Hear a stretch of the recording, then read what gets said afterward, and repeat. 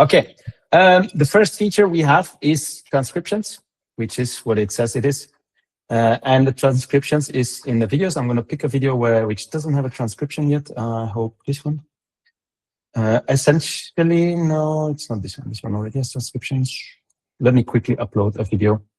Now, it is hyper important to mention at this point that transcriptions are going to work as good as the quality of your audio is. So if recording has a bad quality of audio, it's not going to work great. It can also, sometimes we've seen that basically the engine that runs the transcription freezes due to some unknown issues in the AI model. Now I talked about security. We are running the model on our own machines, so we don't push this to anybody else. It's all running internally in the Videolab ecosystem, which also means that we are accumulating quite some processing costs. Right now, we have decided to keep that, to perhaps revisit that at a later stage if the costs go beyond a certain threshold. So we might revisit the pricing of Videolab at some moment later on if these transcriptions are generating a ton of server processing costs, but right now you don't have to worry about that. Now, here is a transcription which I've done in advance. And I got to say, this is a recording of a podcast, which I did myself with a very, very ultra high quality audio sound. And the transcription is perfect. It is also the case that transcription works in any language. So we are using under the hood a model from OpenAI, a publicly disclosed model. And normally it has pretty good results in all languages. I would say definitely Dutch and German and English. And what else want I say? We can normally switch in a heavier model, which means more server costs for us. But our experience is that the heavier model does not necessarily mean better quality. And again, I want to say the quality of the audio is the most important aspect for this. Let me go. Okay, this is processed. So to generate the transcription, to trigger the transcription generation, all you have to do is click on this button. And then the system is going to start transcribing in the background. The icon will change to this. I think there is a small UI improvement planned for this because someone from the Videolab users mentioned that this is not too user-friendly. It's not super clear what it's doing, but once it's done, you can also download the transcription and you will see. So once it is done, I'm going to show you how to check. So once it's done, this is what you see. You can download the text version and you have this button to turn them on and off, the captions. I saw a question. Let me just go over everything and I'll come back to the questions later on. Okay.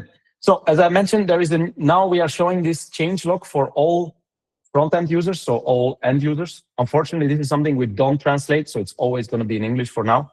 You know, Videolab is multilingual. We have, I think, 6 or 7 languages by now. Portuguese is going to go out next week.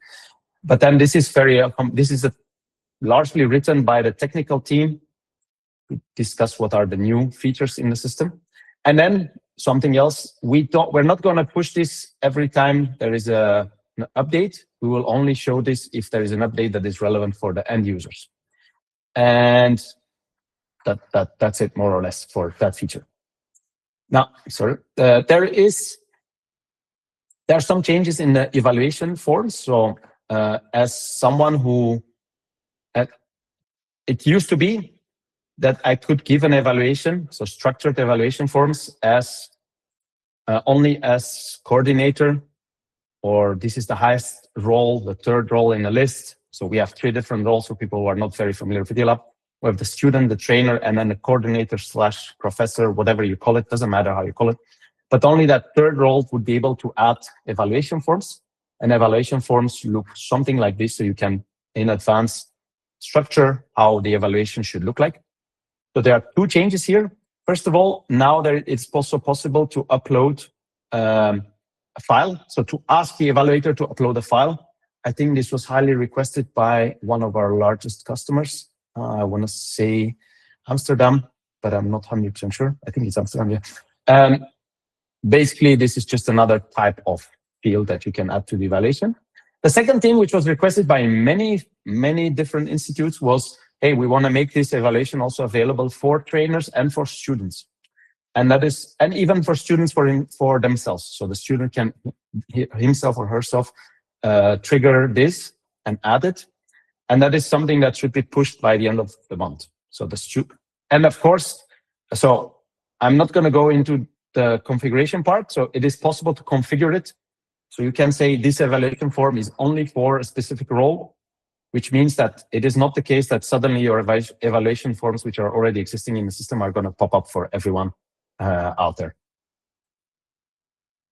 And again, I'm happy to take questions once I go through the list, and I don't have many things left. And again, these are smaller things. So a cool feature we have, and this was requested by one of the institutes, is to have a Zoom feature in the Videolab recorder, and this has been implemented because my camera has already quite some zoom. So you can, while you're recording, you can zoom in and zoom out. And that's pretty much it. But trust me, this took so much development time, you cannot imagine. And then finally, a UI improvement, which is related to once you wanna share your recording with a group. Once this list starts to grow bigger, it might be a little bit more difficult to figure out whom you want to share with.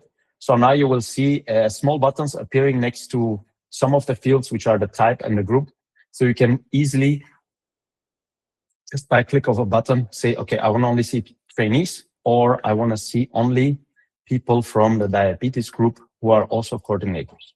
Now, my list is not representative, but some instances have perhaps thousands of users here. And this is super handy if you want to minimize the clicks. If you want to minimize the clicks for sharing a video with a specific subset of people. I think that's, yeah, and I think about security, I've already mentioned, we have 2 pen tests coming up. One is actually in progress, which is internal. I'm not going to share the results of that, but basically the system is going to become more secure. And then there is the external one, and I will share the executive summary of that one. Okay, I see some questions popping up here, so I'm going to jump to the questions which are in the chat, and then feel free to jump in with other questions.